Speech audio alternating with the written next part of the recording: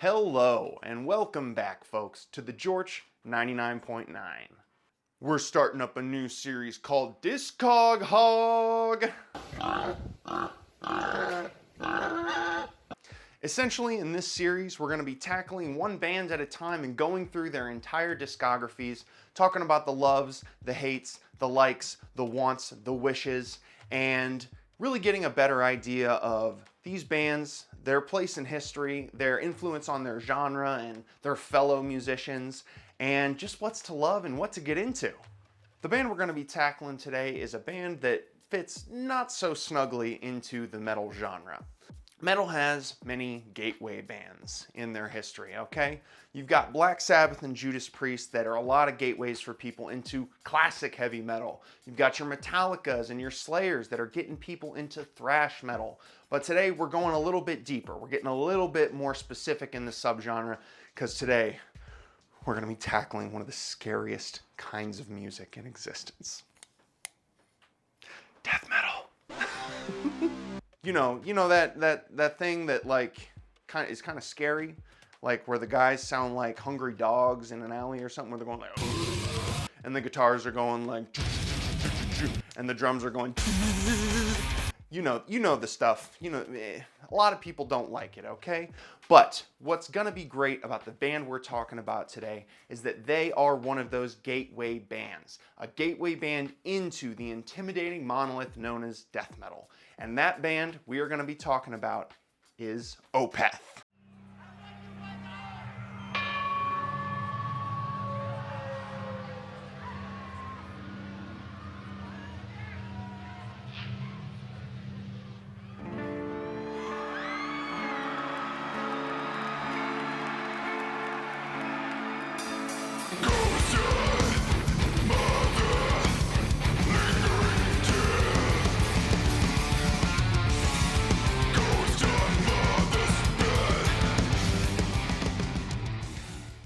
Opeth is a band that started in the mid-90s, coming out of Sweden, headed by the death metal mastermind himself, Mikael Åkerfeldt. Now, Michael and the boys in Opeth, they were not satisfied just making your run-of-the-mill meat and potatoes death metal, the kind of stuff that's mainly dedicated to banging your head and moshing to. Now, that has its place, but that's not what Opeth was going to go for here. Opeth was going to follow in the footsteps of their progenitors of the early 90s, who were more focused on progressing the genre to see how far outstretched death metal can become and what other kinds of music could be incorporated. We're talking about bands like Death with their breakthrough album Human in the 90s, basically revolutionizing what would come to be known as technical death metal. Bands like Atheist, who kind of escape definition all around. Progressive is a word you could use for atheist. Or bands like Cynic that just nearly abandoned the death metal structure all around to include robot voice and a lot of clean guitar, a lot of jazz in their music. Standing on the shoulders of these giants of a very underground but very dedicated sort of music, we came to Opeth.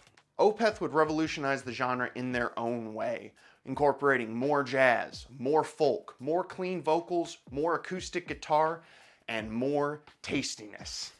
A couple things I find really remarkable about this band is their ability to pull from so many different genres like jazz and folk and incorporate them where it sounds like a culmination of so many different sorts of influences, but they have this incredible ability of harnessing all these influences into a sound that is entirely their own, unlike any other band before or really since. Now, I think this is the perfect band to cover if I'm going to be talking about death metal in this channel, because metal is a rabbit hole that really goes as deep as you like it to, and as someone who is a huge fan of classic heavy bands, Judas Priest and Iron Maiden, and a huge fan of thrash metal, all your classics, the big four, Metallica, Megadeth, and so on. Death metal for a long time was a impenetrable genre for me. The growls, while not actually scary, just kind of rolled off my ears, didn't really appeal to me. I could do shouting, I could do gravelly voices, but the death metal growls was something that I just could not process. Plus, the music is just so hard-hitting. It's faster, it's heavier, it's more brutal, it's more punishing. It's not It's not really a Neil Young fan's sort of genre to get into. But Opeth held my hand and they guided my way through the foggy, dark forests of the extreme metal world and brought me into a new understanding, opened my ears and opened my eyes to how awesome this genre really is. They are one of the most formative bands I've ever discovered in the world of metal, and I truly believe that they are, even though a death metal band, a band that anybody can get into and enjoy. We're going to be going through every single one of Opeth's studio records from 1995 up until the modern day, seeing what makes the music tick for us, the highs, the lows, the best, the worst. So come along with me on this journey through the mire and discover the majesty that is the band Opeth. Every band has their beginning, and Opeth's beginning was Orchid, released in 1995.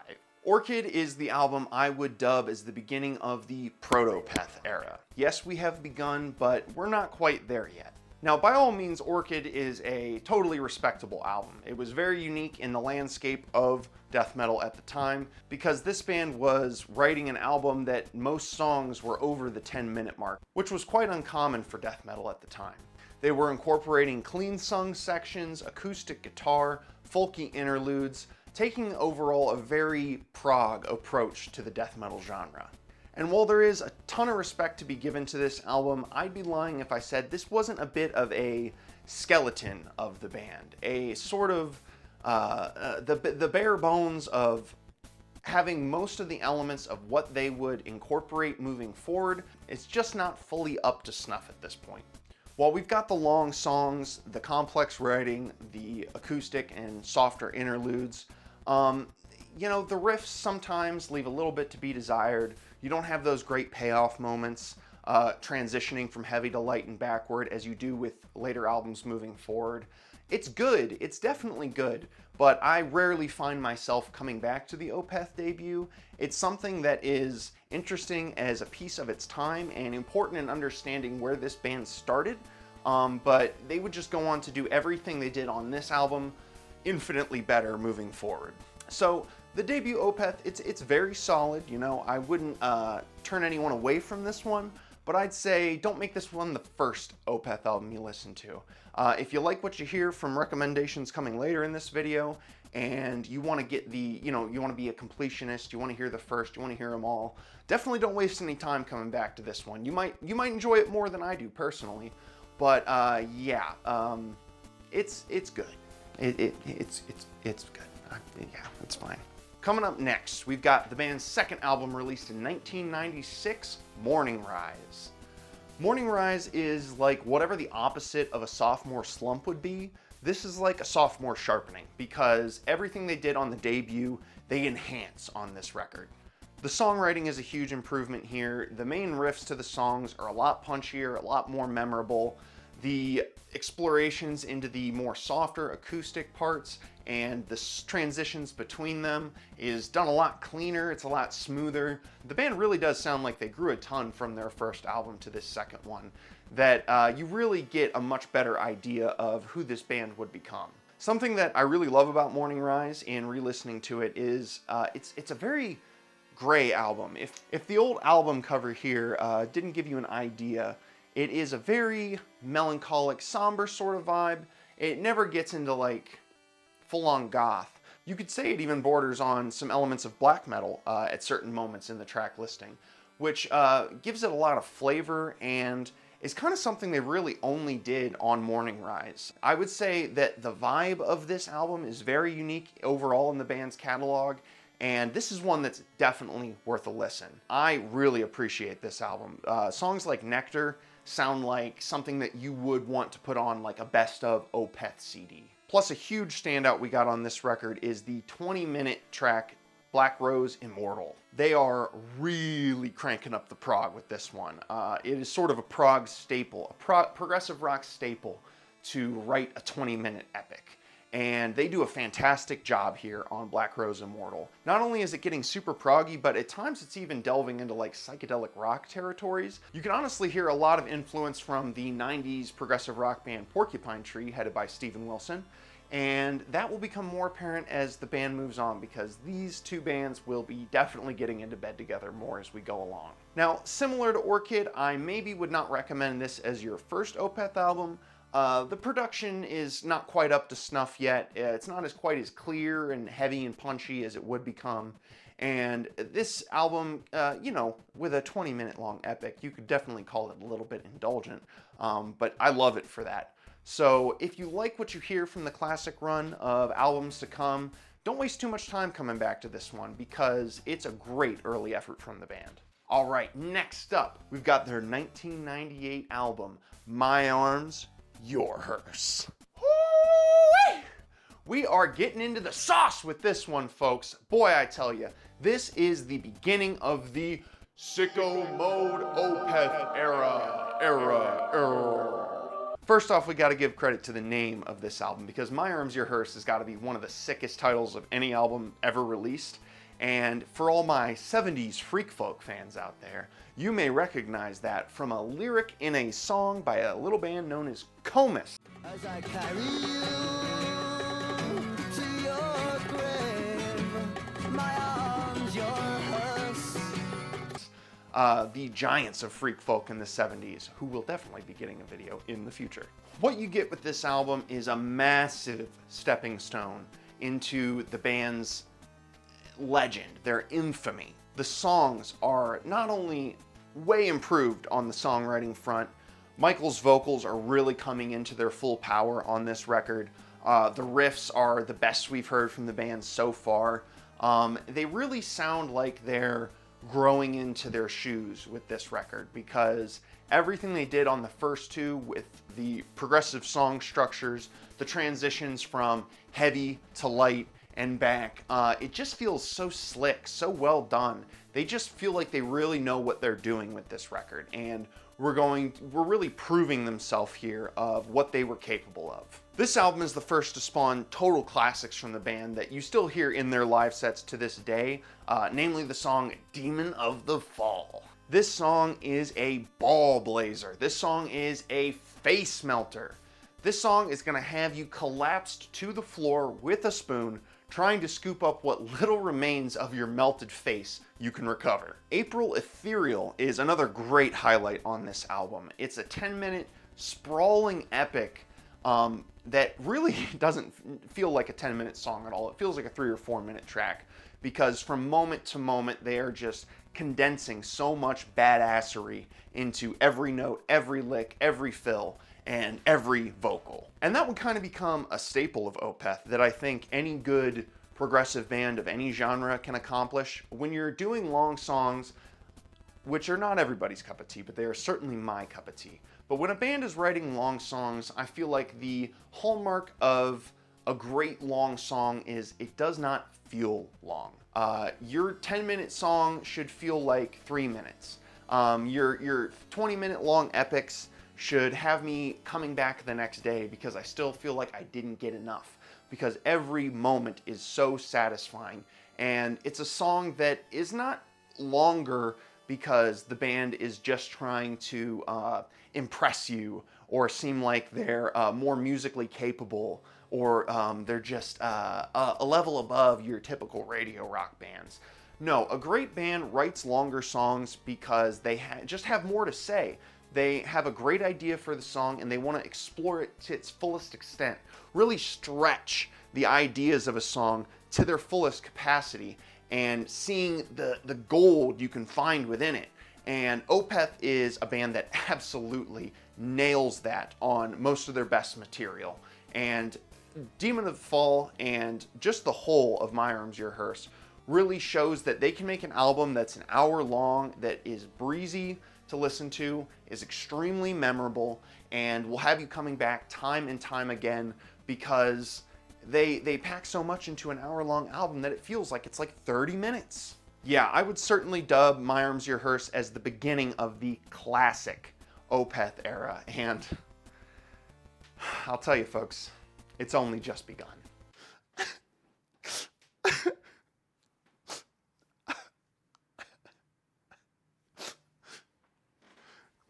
Sorry, I was I was doing my impression of the woman on the album cover. I just don't think I can do it as well as she can. The classics get classicer and the punches get harder. Because, folks, let me tell you, we have arrived. We are talking now pure gold when it comes to these records that I'm going to be talking next. That streak of golden greatness is going to begin with our sweet little album known as Still Life. Truly, we have arrived, folks. Still Life is the introduction of the golden era of the fully formed Opeth machine. The big swangin' dong of death metal that would put the pedal to the metal for a generation. I'm talking riffs on riffs, growls on growls, sings on sings, and acoustic on the googoo-stick on gatoostic. We are talking about some pure gold here. You know an album's good when it starts with The More, okay? Because this is one of the best songs in the band's entire catalog. It starts off with a acoustic piece for the first minute and a half or so, really settling you in. They're really mastering the melancholic with the beginning of this album, because they just feel, for a death metal band, for a prog death metal band, Opeth is very goth. They're very goth, and who doesn't love goth? Come on. It's 2026. We love goths. We always have. Now, while the melancholy is luring you into the gray, cloudy environment of this initial song,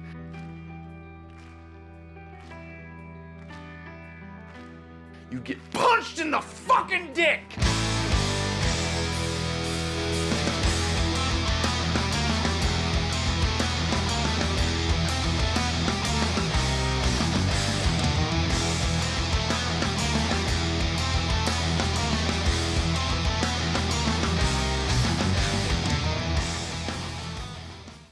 With that delicious riff that kicks the song off. My God. It's just playing in my head right now, and it's getting me fucking pumped up. I can't hold back. I can't. The More is amazing.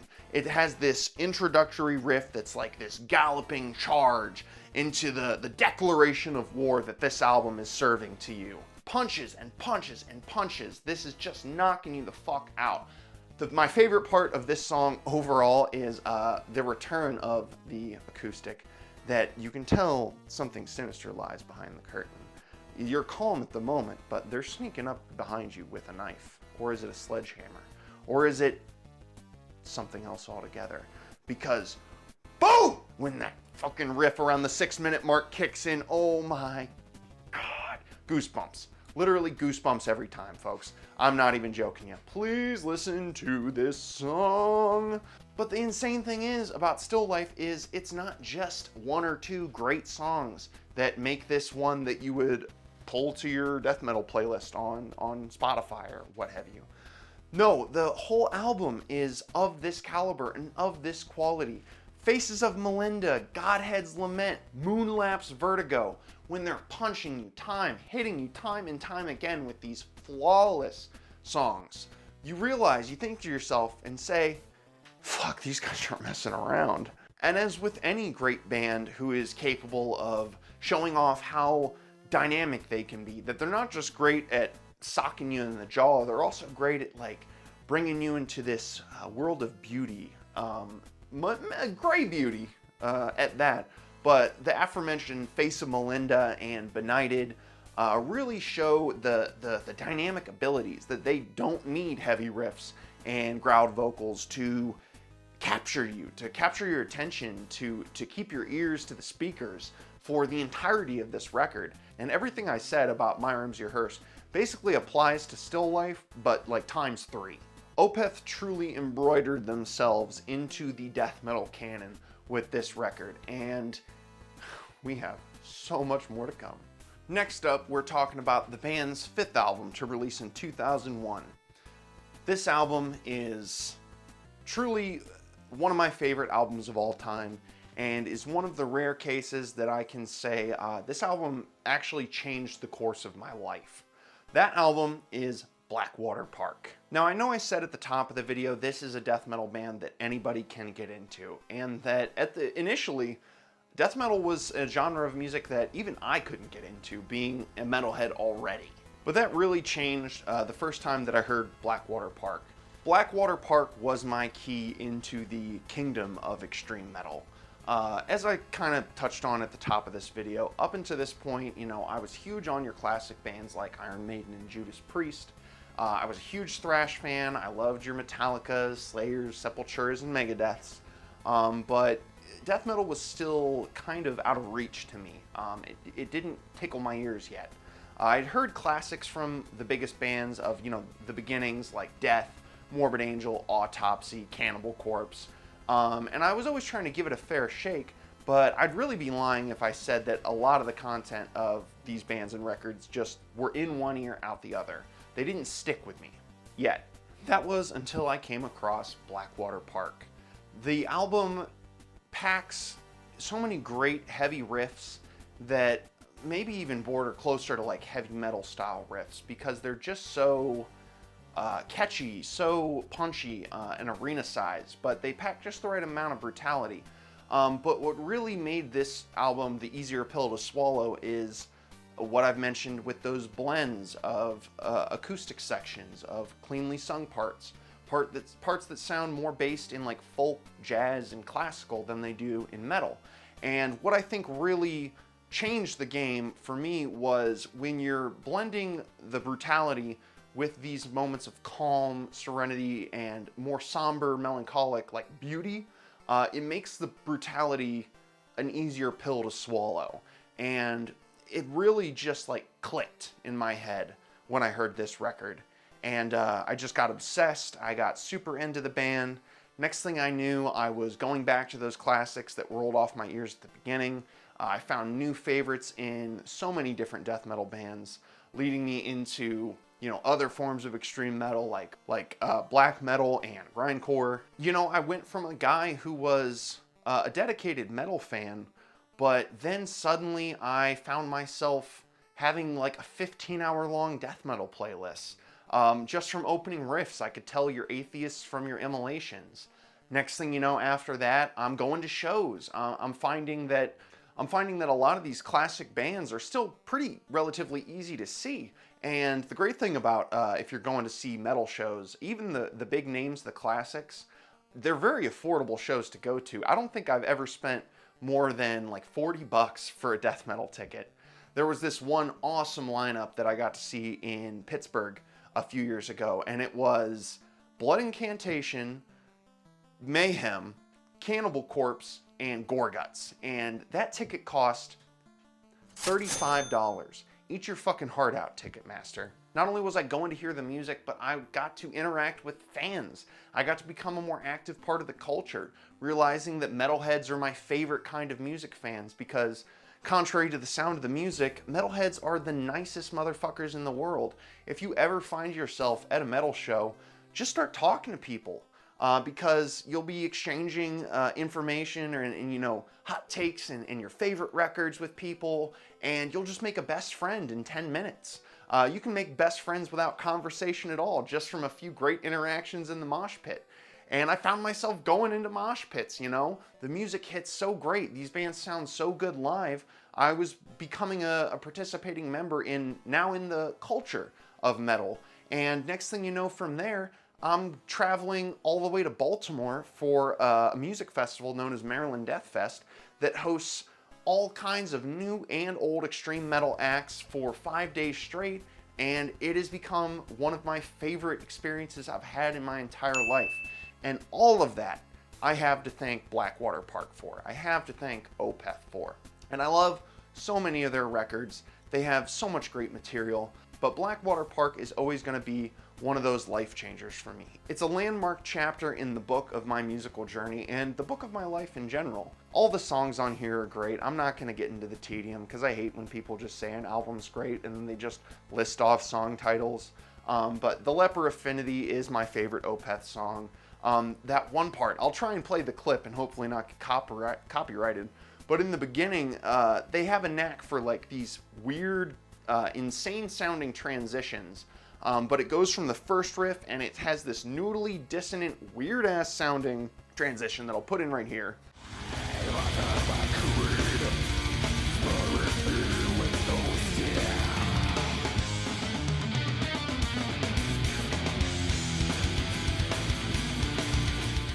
And it's just, to this day, it still blows my mind. It's a moment that I have to continually rewind every time I listen to this song.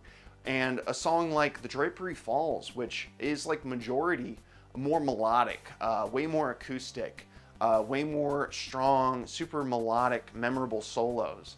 Still packing that punch, but I would say of all their music in their entire catalog, if you only listen to one song from Opeth from this video, listen to The Drapery Falls. And it really encapsulates everything I love about the best material from this band. And if it doesn't make you a believer, that's okay. But thanks for giving it a try anyways. And if you liked it, don't stop there, Chief. Do not stop there. There's a lot more to come. And for me personally, nothing quite screams October, November, fall in an album like Blackwater Park does. If you live in a region of the world where, you know, you get those leaves changing in the autumn, the air gets a little cooler, hoodie weather comes upon you, put this album on and go take a walk in your local neighborhood, go to the park, and those two things combined are gonna really sweep you away. It'll take you to this gray and somber, but also a really beautiful place. Now, unbelievably, Opeth had to follow up Blackwater Park. And how do you follow up album? 2 albums, that's how. That's right, with a total time in the studio of about 7 weeks, Opeth produced 2 albums, 2 sister albums, known as Deliverance and Damnation. But these albums have a little twist. One album, Deliverance, would be maybe their heaviest affair to date, and Damnations would be entirely vacant of any DNA of metal whatsoever, fully diving into the band's love of jazz and folk. 2 sister albums that would drastically contrast one another. And maybe while Opeth is not the only band who has done this, they arguably did it the best. Alright, Deliverance. This is, as I said, their heaviest album in my opinion, and I would also say their most underrated album. I really liked this album when I was initially going through their Discog years ago, getting into them, but upon re-listen, this is really the one that's jumped up the furthest for me, becoming a new favorite of mine. You've got great songs on here like Wreath, which absolutely do not spare you on the delicious riffs, and songs like A Fair Judgment, which still pack the metal punch, but have a lot more piano on this song than most of their affairs. But the main standout that I want to talk about, and has become my number 2 favorite Opeth song, is the track Deliverance. This has become a staple in their live performances, typically the closer of their shows, and one listen gives you a good idea why. Everything throughout this song is typical, fantastic, sicko mode Opeth affair. Great riffs, great transitions, great melodies, but what really kicks you in the ass with this song is the ending section with this tasty, amazing breakdown. This tasty and amazing breakdown that really just leaves me speechless, is hard to put into words, is one of my most played songs of the past year. Listen to live renditions. Their live rendition of this song at Red Rocks is fantastic. It's anthemic, it's heavy, it's iconic. It's just one of the greatest, most breathtaking moments in the band's entire catalog. Then we get Damnation. Real quick, a little appreciation for both the covers of both of these albums, because, I mean, they're great. I believe that the guy who did most of Opeth's classic album covers is also the guy who did Avenged Sevenfold's album covers. Damnation is truly a gorgeous album. Again, it really proved that this band could do it all. They didn't need to rely on heaviness to make music that was interesting, that was memorable, that could still pull you into this other world of gray, misty melancholy. This album packs a lot of great tunes. Mainly, it has their most popular song, Window Pane, which They're really flexing their jazz muscles on this record, more jazz rock, I should say. But you know, the finger picking of the guitars, the nimble and splashy performance on the drums. It's truly a beautiful record, and it's a great example of how the band could abandon their metal DNA and still write great music. Which, if you know what's coming up later in their catalog, I won't be quite as generous as that. But if you love the more melodic, cleanly sung acoustic moments on previous Opeth affairs, definitely give Damnation a listen, because it's basically just those great parts of that material stretched out across an entire record. Damnation and Deliverance together really make for a fun double album experience as well, just in how hard they contrast one another. But it's a great little moment in their catalog, and still remains two of their best albums to date. Fantastic all around. These two albums pack a punch that really reminds ourselves that we are still in the sicko mode of Opeth, and the train is gonna keep on rolling, folks. All aboard the classic train. Next up, 2005, Ghost Reveries. Ghost Reveries is iconic. It is nothing short of a classic in the band's discography. Ghost of Perdition, the first track on this album, I think was on like Rock Band 3 or Rock Band 4, and totally got wrapped up into this record. Gotten wrapped up into many records because of Rock Band, and Opeth is no exception from that. But front to back, there are just no misses here on Ghost Reveries. What makes this album unique up until this point is, you know, obviously Opeth is a progressive metal band, pulling from a lot of flavors of like 70s progressive rock. But if they're going from a toe dip into that pool, they're waist deep by this point, because the diversity in instrumentation is just blown out the fucking window at this point. You've got xylophone on a track, you've got tons of piano, tons of mellotron. They're really incorporating all of their favorite classic prog band roots with groups such as like King Crimson or Yes or Gentle Giant, and really showing love and bringing that love into their iconic death metal sound with this record. As I said, the opening track, Ghost of Perdition, is amazing. This is always one of the first tracks I will play for people when I'm trying to introduce them to Opeth, because God, this song might have my favorite melodic moments of any Opeth track. The rising choral vocals in the end section that just build and build and build. They almost get like operatic, short of being like a Queen track, but they're just fantastic. The next song, Baying of the Hounds, is also one of my favorites in the band's catalog. Once again, paying tribute to their favorite freak folk band, Comus, with a line from their song Diana. Baying of the Hounds is badass, totally badass. The first few minutes of this song are like a great introduction with super catchy riffs. Their intro riff to this song is one of the best, one of my favorites of theirs. But then they hit you with one of those sick, nasty transitions like in Leper Affinity. I'll plug it here if I can.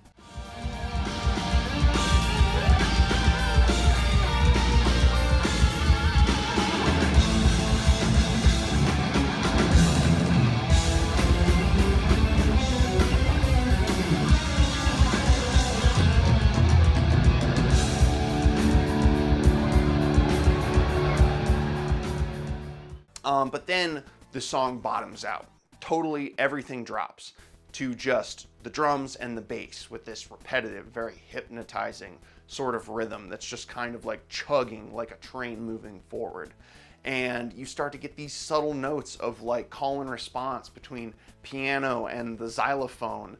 And the song continues as this journey, getting heavier as it goes along. There's this super tasty sort of breakdown sounding riff somewhere in the third quarter of this song, and really packs a punch. It really comes back to the impact that the beginning of the song has, and just creates this endless cycle of listening to this song day after day after day. This was my most played song last year, but needless to say, it's one of the band's highlights. But as this band dives into proggier affairs with songs like Beneath the Mire and Reverie, not only we're getting a ton of flavors of that classic 70s prog sound, but also a lot of the more melodic moments and solos on these songs really venture in, once again into like a psych rock kind of territory. They are wearing so many hats with this album, where it's still an amazing metal record, but it's one of the most singular in their entire catalog. This is one of their most praised and one of their most beloved albums for a very good reason. Give a listen to one of the first 2 tracks. They're highly recommended by me. And if not Blackwater Park, if you want something that's a little more colorful, I guess, swapping out a couple of the shades of gray for some different colors, listen to Ghost Reveries.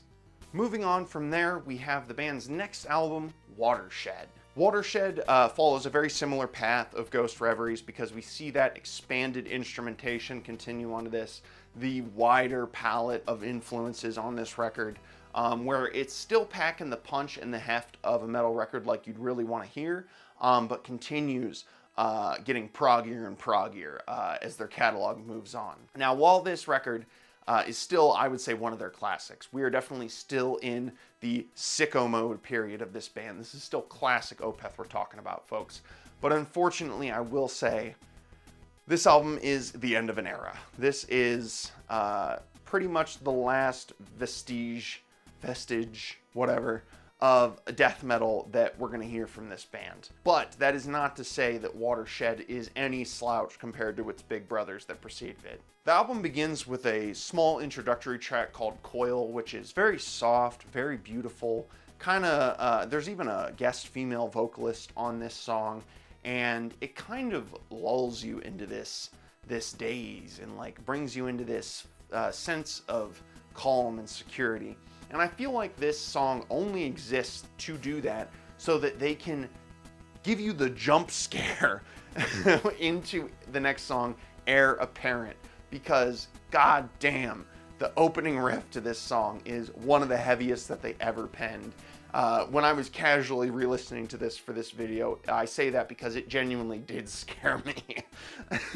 Heir Apparent is going into the Hall of Fame of some of their best songs, along with the next song, Locust Eater. Again, this song is heavy as shit, but what I find interesting about these first 2 songs and several moments throughout the album, while they're still hitting you with the heaviness of their metal, they're incorporating more like slower riffs.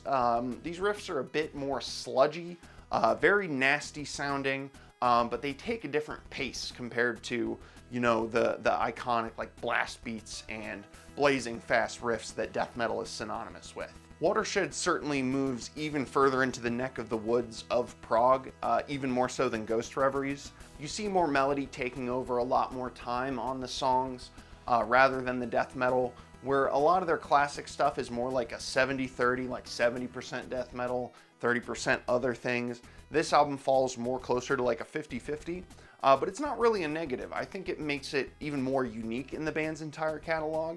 And it's very interesting to see them pull harder and harder from influences while still having that innate ability to make it the Opeth sound, to make it entirely unique to themselves. This path that they're going on takes you down a great journey of some memorable, super well-written, hard-hitting songs that deserve a spot in their classic catalog, as this album does.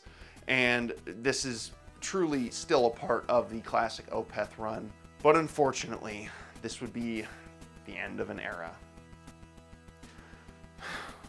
And a new era dawns! That's right, we're talking new path. New path. Michael and the boys are venturing into entirely new territory on these next records because they are ditching metal entirely. They are embracing the prog, they're embracing the rock, all clean vocals, all rock-centered riffs, and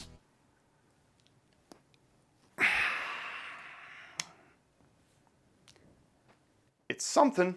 Now, if you could kind of read the writing on the wall from the past 2 Opeth records with Ghost Reveries and Watershed, with them moving into a more prog-centric sphere, you could tell that a change was on the horizon. And in 2011, that change fully formed with the album Heritage. If Ghost Reveries and Watershed were then being waist deep in the prog pool, they are fully taking the plunge in this new Opeth era. The historic reasoning for why the band made this choice to ditch the metal altogether seems to sort of come from a place of feeling alienated from the metal scene overall.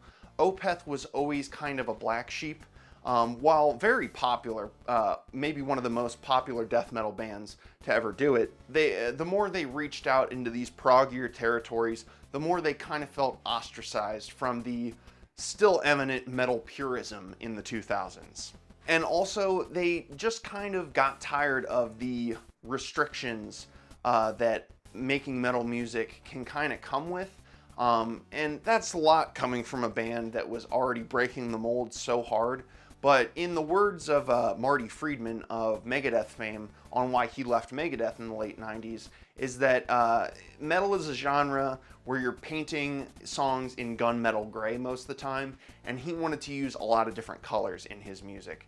And I think that also would apply to Opeth moving into their new era in the 2010s. And with that change, my overall feelings on the Opeth albums moving forward into the new Opeth era are...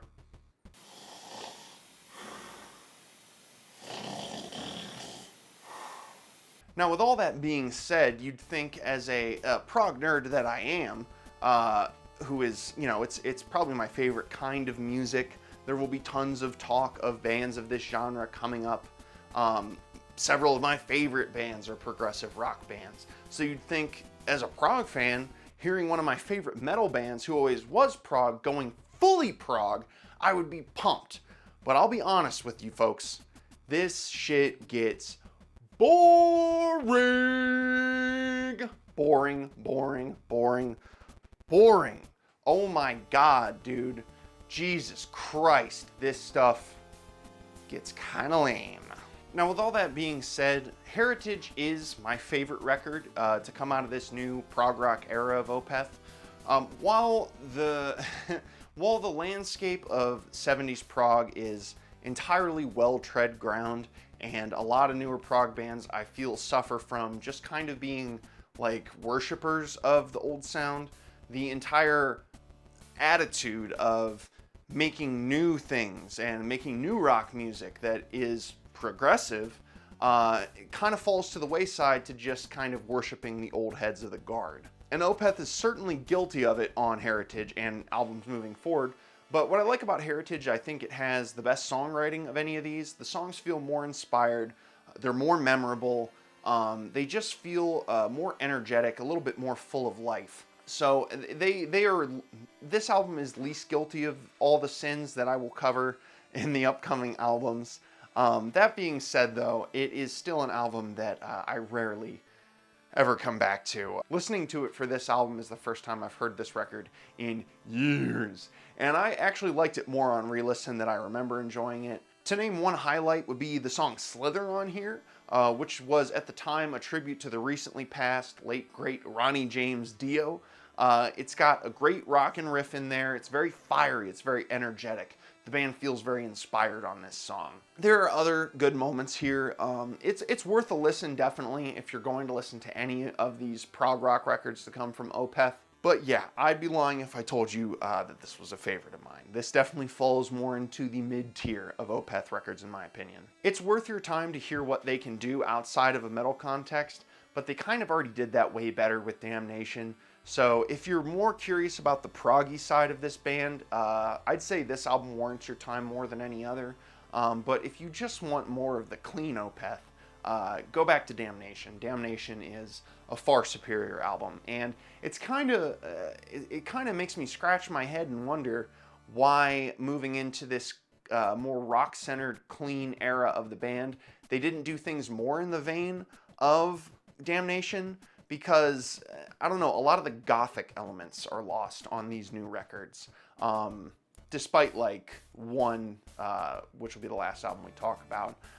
Yeah, not as much goth, not as much mood with these records.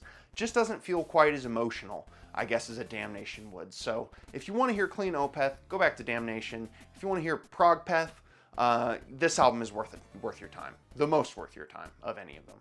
All right, next up, second record in the new Opeth era, we've got 2014's Pale Communion.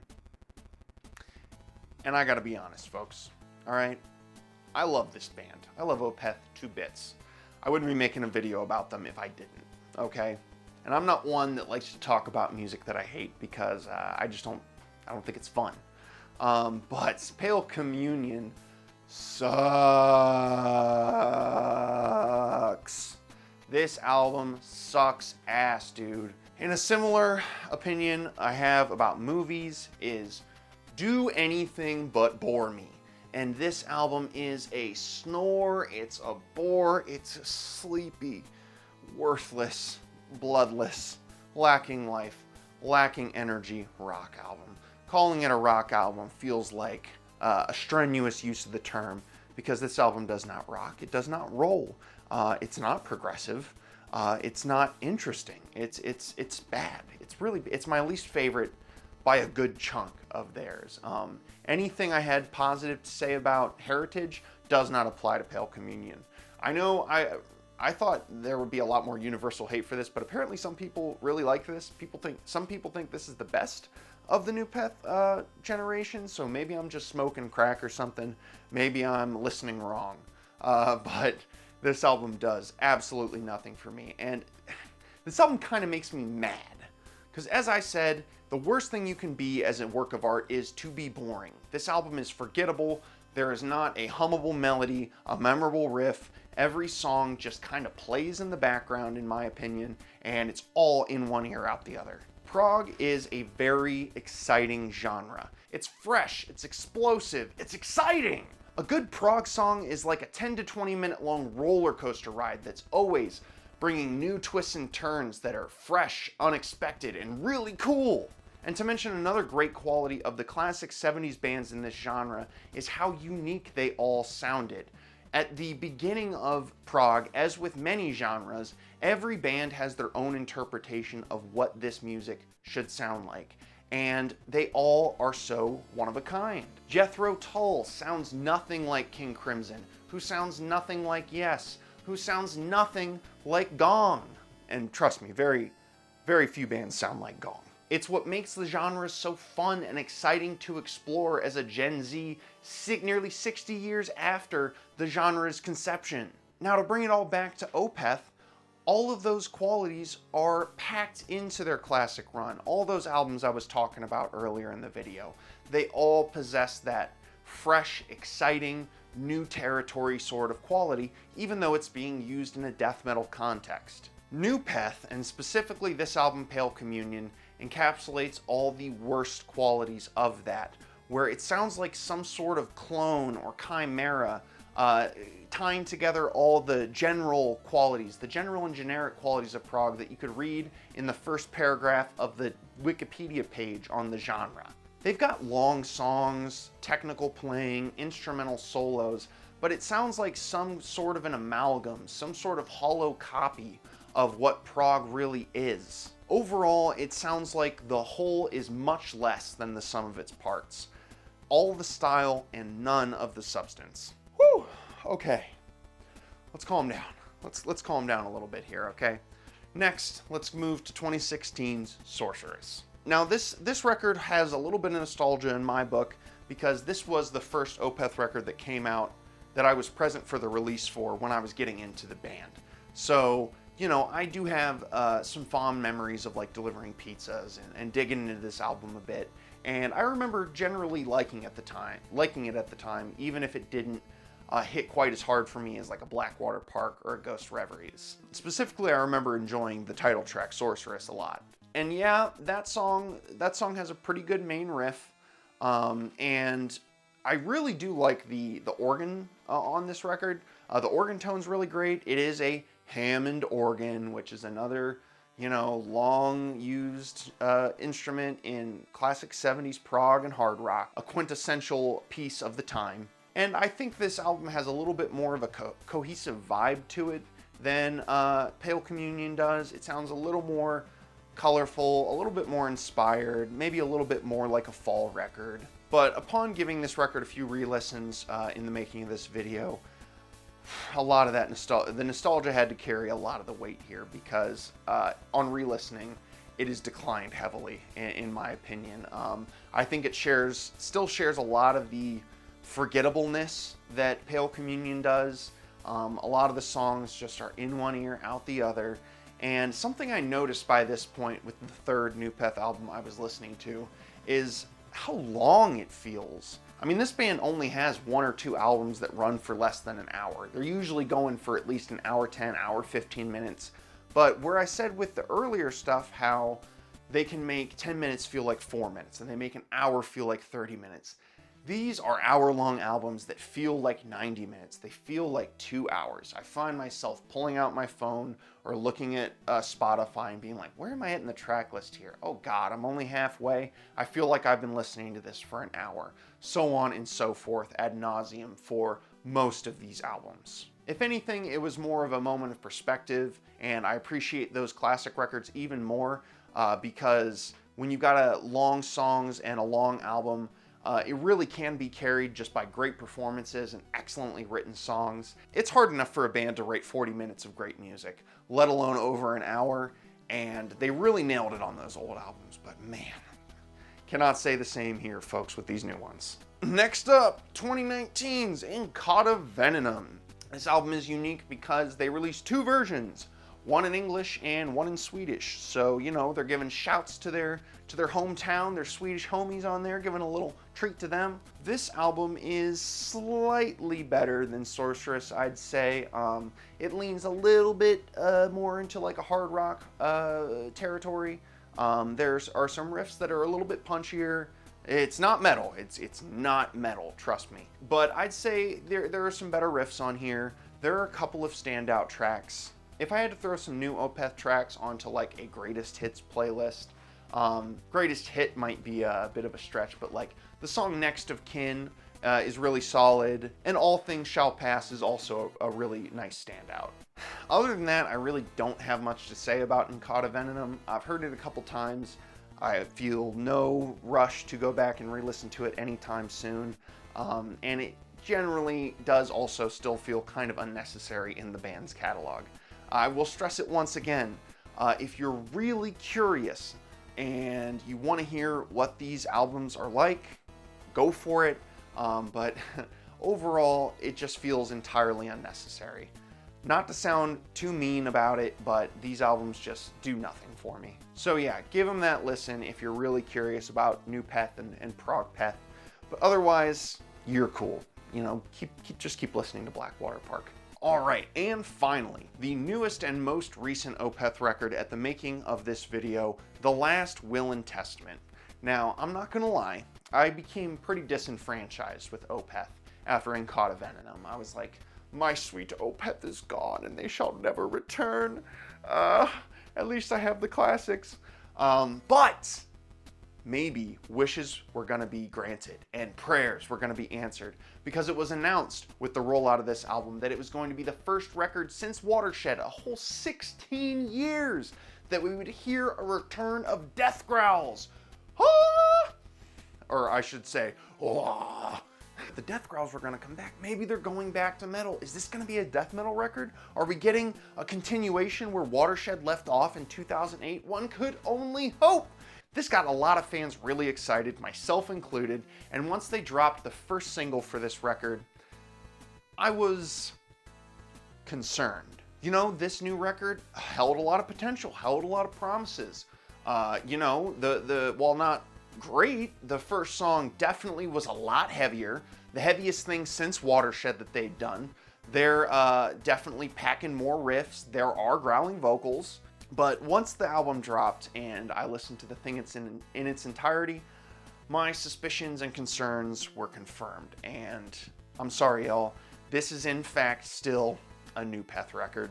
While we've got more heavy riffs, we've got way more goth than we've heard from last few records, more of that, you know, Gray September sort of vibe. These songs are still at their core based in prog rock. We've got the growls, but they're pretty sparse across the record, not nearly as present as myself or some were anticipating. And yes, like the riffs are definitely heavier on this record, but even if they're at their heaviest, we're only getting close to like hard rock territory.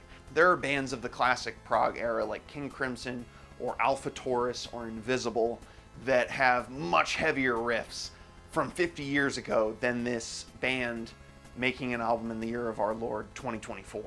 And God, I'm sorry, I'm gonna embrace my contrarian side here for a moment, because I really would just group this with a lot of their new Opeth records.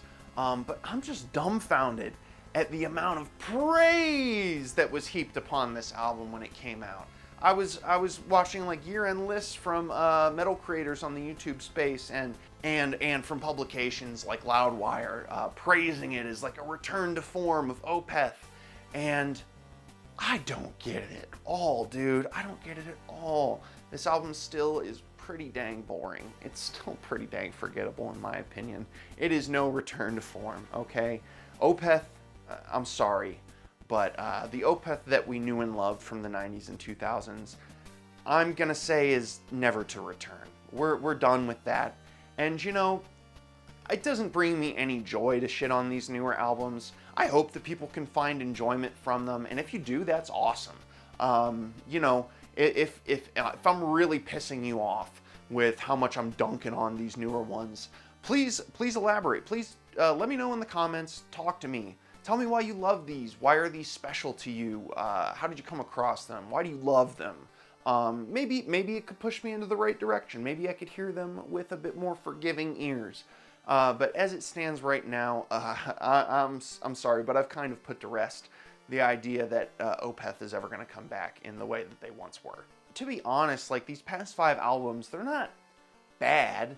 They're just disappointing. It's disappointing because Opeth is a band that blazed new trails in the metal genre. They brought in so many people into more extreme forms of metal.